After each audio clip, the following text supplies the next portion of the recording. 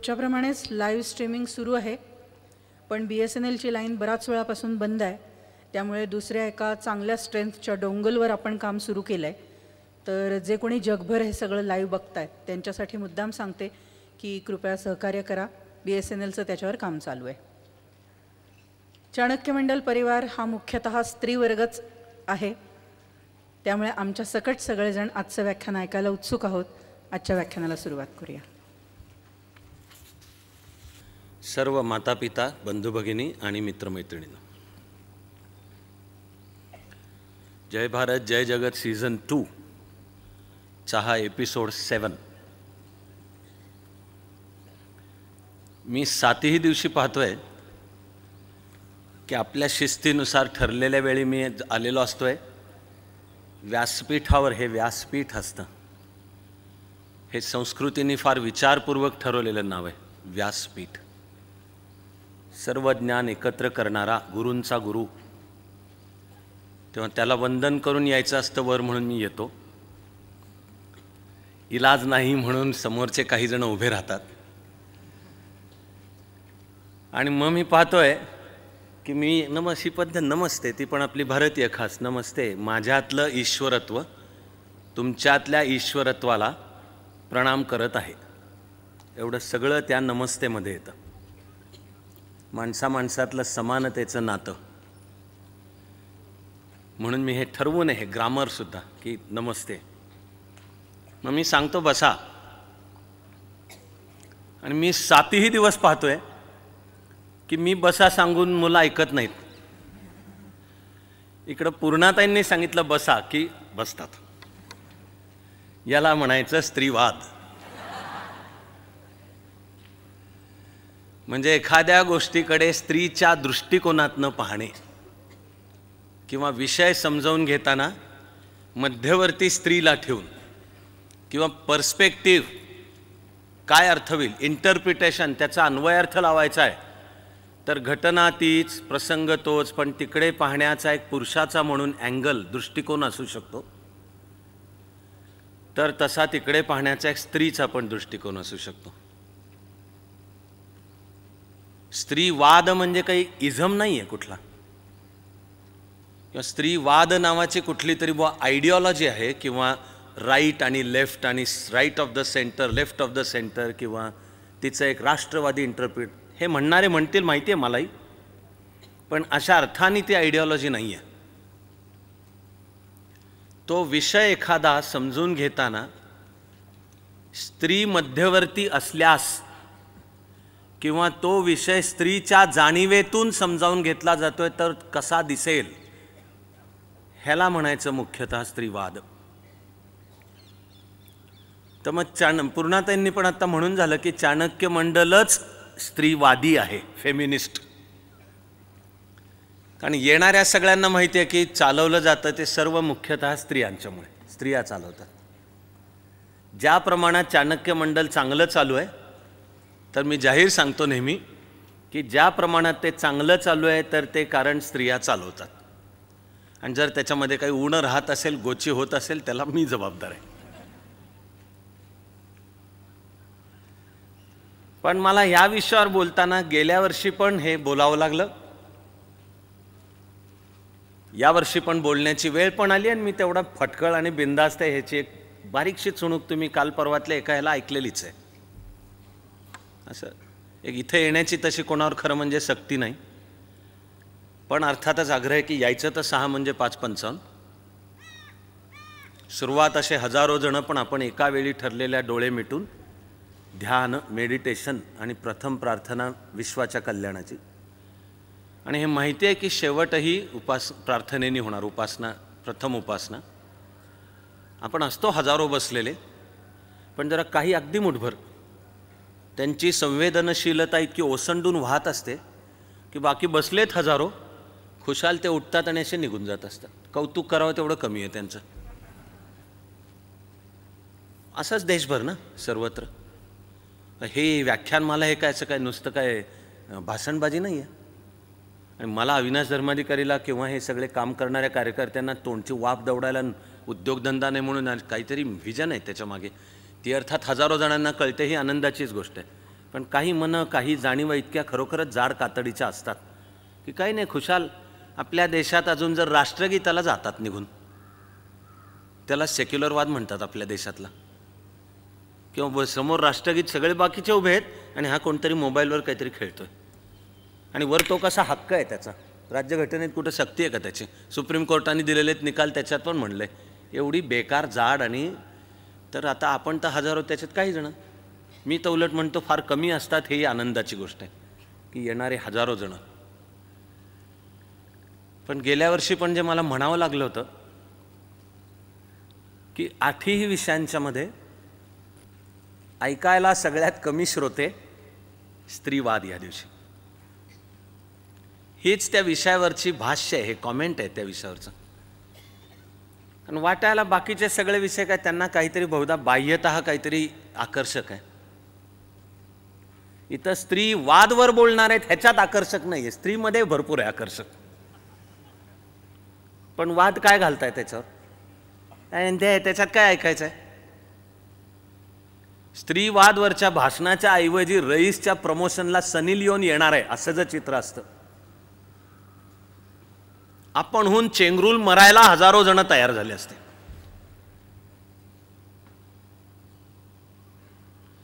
म्हणजे या मुळातल्या विषयाची जाणीव की हा विषय काय आहे, तो मानवतेच्या दृष्टीने आणि आपल्या प्रत्येकाच्या अभ्यासाकरता, जगण्याकरता सुद्धा किती मोलाचा आहे ह्याची नाहीच आहे जाणीव. हे कळत असेल किंवा न कळत, अजूनही जे निदान पुरुष प्रधान समाज व्यवस्था की पुरुष म्हणून जन्माला आलाय ना म्हणजे तो कोणतरी स्पेशल आहे, आणि स्त्री म्हणजे तिचं कामच आहे आम्ही सांगू ते करणे, चूल आणि मूल. आणि तू जास्त मानवर करायची नाही, तू जास्त शहाणपणा करायचं नाही, तू तुझ्या हक्कांची भाषा बोलायची नाही, हे जे सगळं कळत आहे किंवा न कळत आहे. लग्न म्हणजे एक हक्काची मोलकरीण घरात आणणे, शिवाय त्याच्यात हुंडा नावाचा शाप आहे, तो वाटतच नाही अनेकांना शाप. एवढ्या जाड कातड्या, म्हणून मी सुरुवात त्यांनी केली की कातड्या किती जाड, उठून जर आपण निघून जातो. माहिती आहे की प्रार्थनेनी शेवट, असंच एक तोंडाने बोलण्याच्या गोष्टी, पण लग्नाच्या आल्या की याद्याच करा, तुमचे किती, आमचे किती, जेवणं कोण घालणार, त्याचे पैसे किती, मुलीला येताना सोनं किती करून देताय. म्हणजे लग्न लग्न नाही राहिलं, धंदा बनला तो देवघेवीचा सौदा. कुठला 2 जीवनं, 2 घरं, ह्यांच्यातला काहीतरी पवित्र नातं ते राहिलं सगळं बाजूला. कारण घेणं देणंच नाही काही. त्यामुळे स्त्री माणूस आहे ह्याची कुठं जाणीव आहे, तिचे पण हक्क आहेत ह्याची कुठे जाणीव आहे. आणि माझ्या पद्धतीने मी स्पष्ट बोलून दाखवते की मला पण दिसणारी जे आठात फक्त ह्या दिवशी येतं बरं काय, भाग्य माझ्या वाट्याला की रिकामी जागा दिसते, बाकीचे सगळे दिवस खचून भरलेलं तुफान उत्साहात. मला माहिती आहे की स्त्रीवाद म्हणलं हे प्रमाण आहे, ज्यांनी त्यांनी आपण आहोत अंतःकरणात डोकावून पाहणं आवश्यक आहे की आपल्या जीवनात आपण स्त्री पुरुष, विषमता, उच्च नीचता नकळत सुद्धा कातडीच्या खाली कुठे आहे का, एवढं जरी तपासून पाहता आलं. आणि आज निघताना एवढं जरी वाटलं की आपल्या जीवनाचा स्तर 1 मिलीमीटर का होईना वर गेलाय, आपण म्हणूया धन्य झाली आजची संध्याकाळ. परिवर्तन परिवर्तन म्हणजे काय घेऊन बसलायत आणखीन, ती कोणा दुसऱ्याने करण्याची गोष्ट नाही आहे. सगळ्यात अवघड गोष्ट आहे स्वतःवर करण्याची शस्त्रक्रिया, सर्जरी आहे ही. संस्कृतीमध्ये स्वतःवर करण्याची ही सर्जरी आहे.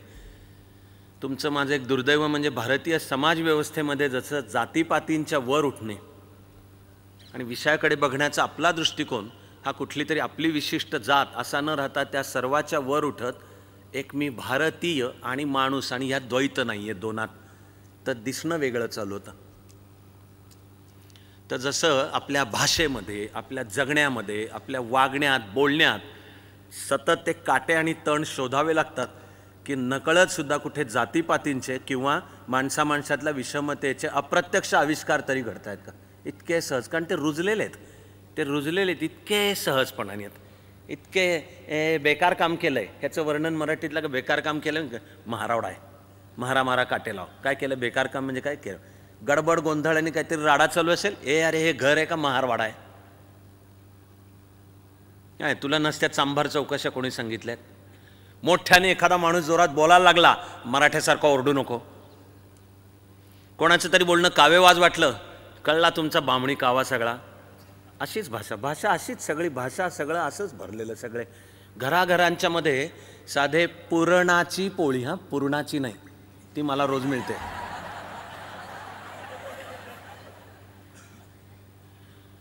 घराघरांच्या मध्ये जातीनुसार पुरणाची पोळी करण्याची पद्धत वेगळी आहे. तुमच्यात डाळ कशी लागतात, आमच्यात अशी लागतात. साडी नेसण्याची पद्धत, नेसणे ते पण मी बायकोच्या संगतीने शिकणं. साडीला घालायची नसते साडी, साडी घातली की बायको शिव्या देते. साडी नेसायची असते. पण तिच्या पण जातीनुसारच्या पद्धती आहेत की पाचवारी कोणी, नऊवारी कोणी, पदर पुढणं मागे कोणाचा आणि मागणं पुढे कोणाचा. हे सुद्धा ज्या काळामध्ये साडी नावाचं एक वस्त्र होतं, राजा केळकर संग्रहालयामध्ये मिळेल. असंच जातीचे संस्कार इतके खोल आहेत की अत्यंत नकळत सुद्धा कधी तो दृष्टिकोन वागण्यात किंवा शब्दात व्यक्त होतो, पत्ता पण लागत नाही. इतकं सावध राहावं लागतं. ही स्वतःवर करण्याची सर्जरी आहे. त्यापेक्षा अवघड सर्जरी स्त्रीला समान मानण्याचं जगणं शिकणं ही आहे. त्यापेक्षा अवघड आहे. आणि एक पुरुषप्रधान समाजव्यवस्थेतलं कदाचित पुरुषांचं जातीपातींच्या पलीकडे उठणं जमेलही, पण स्त्री समान आहे. जे कुसुमाग्रजांचं गीत आपण म्हणतो, समान मानव माना स्त्रीला, तिची अस्मिता खुडू नका, दासी म्हणून पिटू नका, वा देवी म्हणून भजू नका, दोन्ही टोकं नका गाठू. माणूस आहे, पण तपासून पाहिलं पाहिजे की स्त्रीला गृहीत धरणे, टेकिंग हर फॉर ग्रँटेड. साधं UPSC MPSCच्या तयाऱ्यांपासून सर्वत्र मी नेहमी तयारी करून घेताना सुद्धा सांगतो की प्रिलिम आणि मेन्स क्लिअर करून जर एखादी मुलगी इंटरव्ह्यूला जात असेल, तिने एका प्रश्नाची तयारी ठेवली पाहिजे. ती म्हणजे तिला येणार इंटरव्ह्यूत प्रश्न की तू करिअर आणि कुटुंब ह्याचा समतोल कसा साधशील. या प्रश्नातच काही अन्याय आहे हे ज्या दिवशी लक्षात येणं चालू होईल, समजून चला की अधिक माणूसपणाकडची आपली वाटचाल चालू झाली. कारण कुटुंब आणि करिअरचा तू समतोल कसा साधशील हे पुरुषाला नाही विचारलं जात कधी, जन्मात नाही चुकून. कारण गृहीत आहे की स्त्री म्हणजे गाड्याबरोबर नळ्याची यात्रा असते तशीच आहे. तर त्याला काय वेगळं विचारायचं आहे. लग्न झालं, बायको ती डॉक्टर असेल, इंजिनियर असेल, कुठे जॉब करत असेल, IT सेक्टरमध्ये असेल, एक्झिक्युटिव्ह व्हाईस प्रेसिडेंट असेल, पण लग्न झालं, नवरा जिकडे जाईल तिकडे गप्तीने जायचं आहे, ते घर सांभाळायचं आहे. पुरुषाला विचारलं नाही जात की तू कुटुंब आणि करिअरचा समतोल कसा साधशील, पण स्त्रीला विचारलं जातं. शिवाय त्याचा अर्थ हा पण आहे की तिने जर करिअर करायचं ठरवलं तर मग ते पण नीट करायचं आहे, पण म्हणून घरचं जे काही कामं त्यातनं तिची सुटका नाहीच आहे, ती करायचीच आहेत सगळी. ती नीट घरी मुलं बाळं शाळेला जाणार असतील तर त्यांचा काय डबा करून दिला, कपडे करून दिले, घरची मोलकरीणसुद्धा आली नाही तर हीच घरची मोलकरीण आहे ते पण केलं, सगळं खाण्यापिण्याचं पण केलं. शिवाय आता ऑफिसला पण जायचं, शिवाय ऑफिस पण सांभाळायचं आहे. आणि तरी संध्याकाळी येताना नवरा नावाच्या प्राण्याची अपेक्षा की ती उंबरठ्यावर ठुमरी म्हणत माझी वाट बघत आणि ती अशी छान आणि नीट नसले अशी असायला पण म्हणजे मला फ्रेश वाटतं. म्हणजे आपल्यालाच क्षणाक्षणाला तपासून पाहण्याची ही स्वतःवरचीच सर्जरी आहे. पण ती अत्यंत प्रतिभावंत आहे आणि आनंदमय आहे. हे पण सांगतो की माणसाच्या जीवनातला खरा आनंद त्या खऱ्या समतेमध्ये आहे. त्या आपल्या कातडीच्या खाली जर कुठे ती विषमता आणि स्त्री म्हणजे दुय्यमच आहे आणि तिचं कामच चूल आणि मुलंच आहे, तू जास्त शहाणपणा करायचं नाही, हे बेकार जीवन आहे, हे दुय्यम आणि हे खरं आनंदी जीवन नाही आहे. आणि मानवाला हे हळूहळू कळत जसा पर्यावरणाची जाणीव कणाकणांनी होत, अजूनही आपण शाणे झालेलो नाही आहोत, तशीच काढून टाकायला सगळ्यात अवघड जात आणि शोषितामधली सर्वात शोषित जर स्त्री आहे तर ते काढून टाकणं पुरुषांनी पण आणि स्त्रीनी पण. म्हणजे प्रश्न फक्त पुरुषाचा नाही आहे, स्त्रीला पण कळणे. ती आहे माणसाची उत्क्रांती, ती माणसाच्या माणूसपणाचीच पातळी वाढत जाण्याची. आणि ते संपूर्ण मानवतेच्या पातळीला 20व्या शतकाचं वैशिष्ट्य आहे ते. कारण प्रत्येक संस्कृती भारतीय सकट सांगेल कदाचित की प्राचीन काळी केव्हा तरी या प्रकारची स्त्री पुरुषात समता होती आणि मग प्रत्येक संस्कृतीची कहाणी काही वेगळी असेल, पण मुळातला तपशील कायम तोच आहे, तो म्हणजे कुठेतरी समाजातलं ते स्त्रीचं स्थान ढासळत गेलं.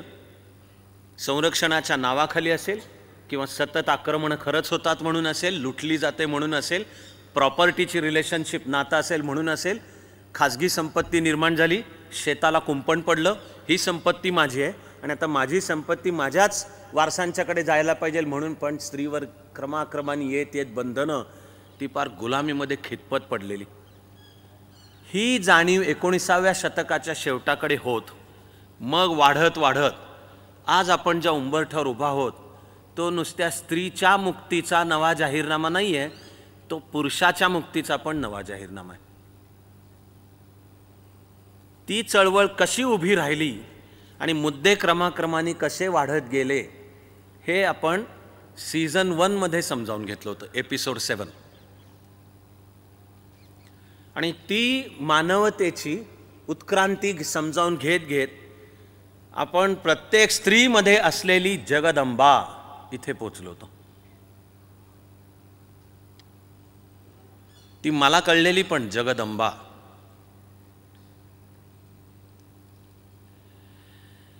ती जीव लावते,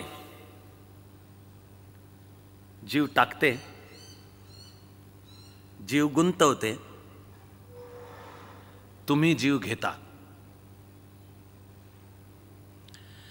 ती जीव लावते, जीव टाकते, जीव गुंतवते, तुम्ही जीव घेता.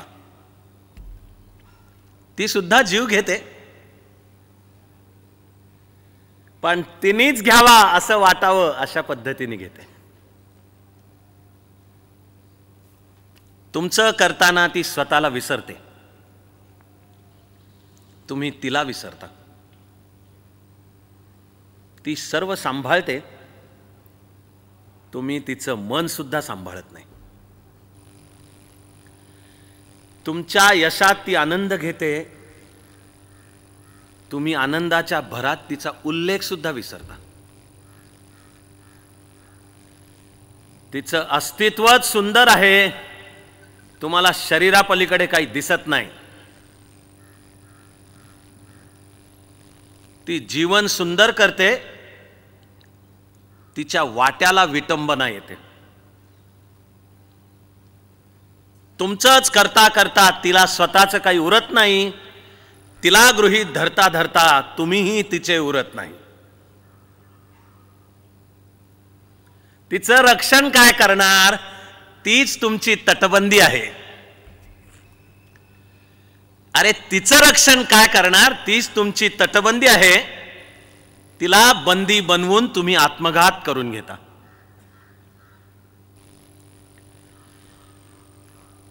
घरात ती लक्ष्मी बनून येते, तुम्ही तिचं पोतेरं करता.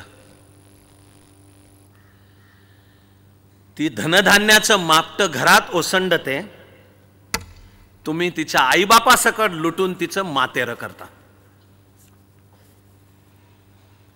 ती माणूस आहे, ती आई आहे, बहीण आहे, मैत्रीण, प्रेयसी, पत्नी इत्यादी इत्यादी आहे. ती माणूस आहे,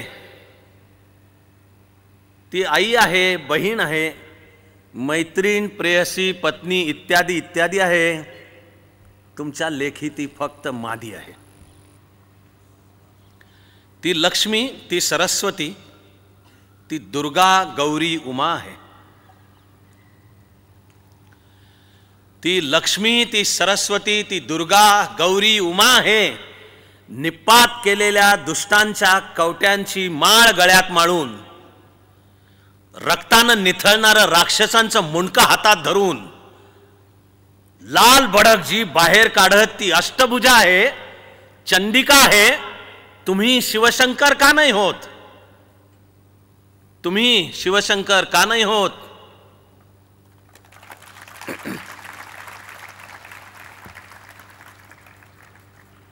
यामध्ये आपल्याला म्हणायचा सर्व विचार आला. या मुक्कामावर गेल्या वेळी पोचलो ते ज्यांनी ऐकलं किंवा यूट्यूबवर पाहिलं, ते करून विद्यार्थी चाणक्यातले असल्यामुळे ज्यांची माझ्याशी चर्चा करायची संधी मिळते, जी तरी कमीच मिळाली यावर्षी, त्यांना ह्या कवितेच्या शब्दाकडे पाहताना आधी वाटू शकतं की अरे हे सगळी कविता पुरुषाला उद्देशून आहे का? तुम्ही जीव घेता म्हणजे कोण घेतं? तुम्ही तिचं मातेरं करता म्हणजे कोण मातेरं करतं? तुम्ही तिच्या आईबापात सकट तिला लुटता म्हणजे कोण लुटतं? म्हणजे कविता पुरुषाला उद्देशून आहे का? आणि ज्या मुक्कामावर पोचते कविता की ती दुर्गा गौरी उमा आहे, ती चंडिका आहे, तुम्ही शिवशंकर म्हणजे कोण शिवशंकर होता? म्हणजे पुरुषाला उद्देशून आहे का? तर अजून आपण ह्या शब्दांकडे वरवर पाहत असलो तर वाटणं शक्य आहे की ही पुरुषाला उद्देशून आहे. पण जरा नीट विचार करायला लागलो तर लक्षात येईल की स्त्रीला सुद्धा तिचं आत्मभान नसण्याचे पण हे सगळे परिणाम आहेत. ती स्त्रीच नव्हे, पुरुष सुद्धा पुरुष सत्ताक पद्धत किंवा जो अत्यंत विघातक असलेला पुरुषी अहंकार आहे त्याचा पुरुष सुद्धा बळी आहे बाबा.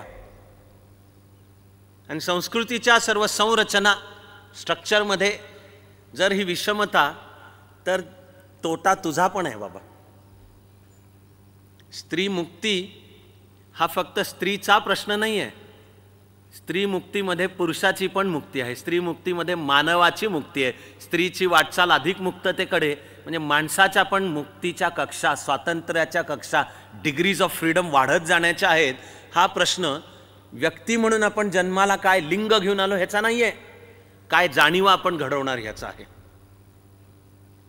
त्यामुळे त्या दुर्गा गौरी उमा आणि चंडिकेलाही जाणीव होणे, तिच्यातली दुर्गा गौरी उमा चंडिका हा तिचा पण प्रवास आहे, हा त्याचा पण प्रवास आहे.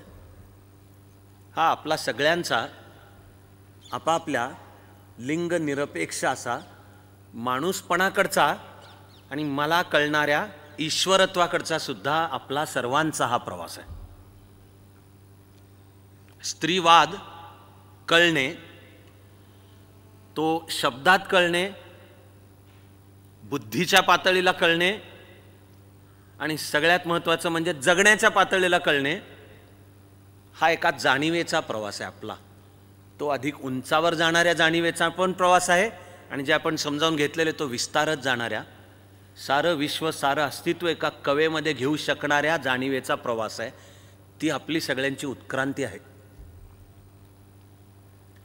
ती बाहेरच्या जगतात पण आहे, आतल्या जगतात पण आहे.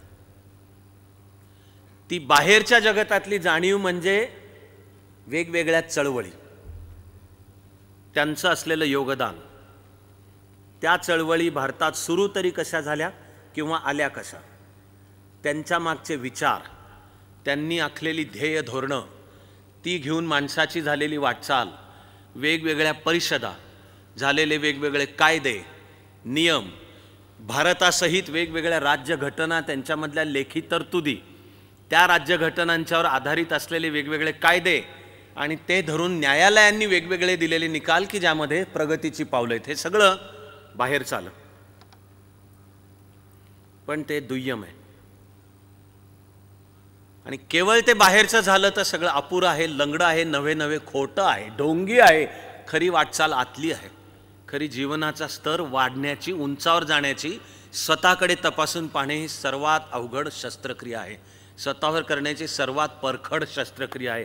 तो आपला सगळ्यांचा आतला प्रवास आहे. मग तो आतला प्रवास आपण कोणती मूल्य मानतो, ती नुसतीच शब्दात मानतो, बोलतो आहोत पुराणातली वांगी, का ती आपल्या जगण्या वागण्यामध्ये सुद्धा दिसतात.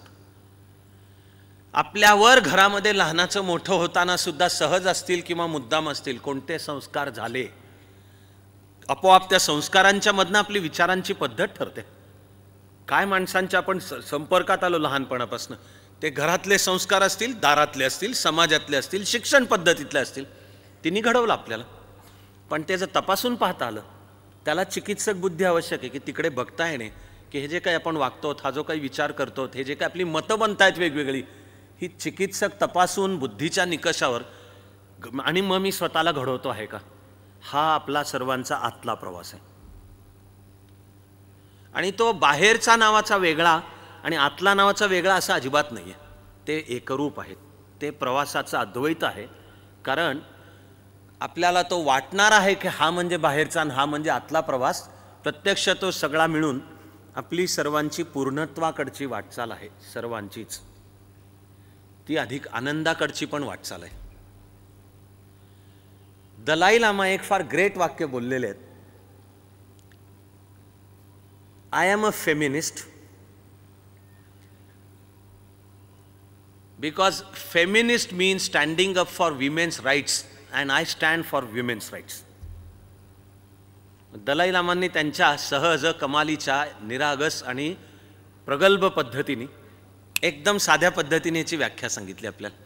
फेमिनिझम म्हणजे काय, तर स्त्रियांच्या हक्काच्या बाजूने उभं राहणे म्हणजे फेमिनिझम. मग हे दलाई लामा म्हणतात की आय एम अ फेमिनिस्ट, मी आहे स्त्रीवादी. एके ठिकाणी सहज बोलताना ते म्हणून गेलेत की याच्या पुढची दलाई लामा कदाचित एक स्त्री सुद्धा असेल आणि त्यांच्या छान हसतमुख बालसुलभ पद्धतीने खरं म्हणजे ते म्हणाले की माझी अपेक्षा एवढीच राहील की ती सुंदर असावी. आता ते न समजणाऱ्या काही जणांनी जरा त्याच्यावर भयंकर चिडचिड करून घेतली की म्हणजे हे विधान सुद्धा सेक्सिस्ट झालं की ती सुंदर असावी. पण ते तुम्ही सौंदर्याची व्याख्या काय करता? 36-24-36 म्हणजेच काय सौंदर्य? का माणसाच्या अस्तित्वाचं सौंदर्य? दलाई लामा हे बुद्धाच्या बोधिसत्व बुद्धापाशी पोचलेलं असामान्य बालक आहे की ज्याच्यामध्ये पाप विषमता पण नाही कुठलीही आणि दुरावाही कशाचा नाही. पिढ्यानपिढ्या दलाई लामा एका अत्यंत गूढ मिस्टिक पद्धतीने निवडले जातात. आणि आधीचे दलाई लामा त्यांचा देह ठेवण्यापूर्वी काही खुणा सांगून जातात की पुढचा दलाई लामा कुठे जन्म घेईल, त्याच्या काही खुणा. त्याला अनुषंगून हे गमतीने म्हटलेत. मुळात ते सांगतात की हे दलाई लामा ही इन्स्टिट्यूशन कदाचित माझ्याबरोबर संपून सुद्धा जाईल, पण ते म्हणतात की पुढचा दलाई लामा कदाचित एक स्त्री सुद्धा असू शकेल. हे विधानच क्रांतिकारक आहे.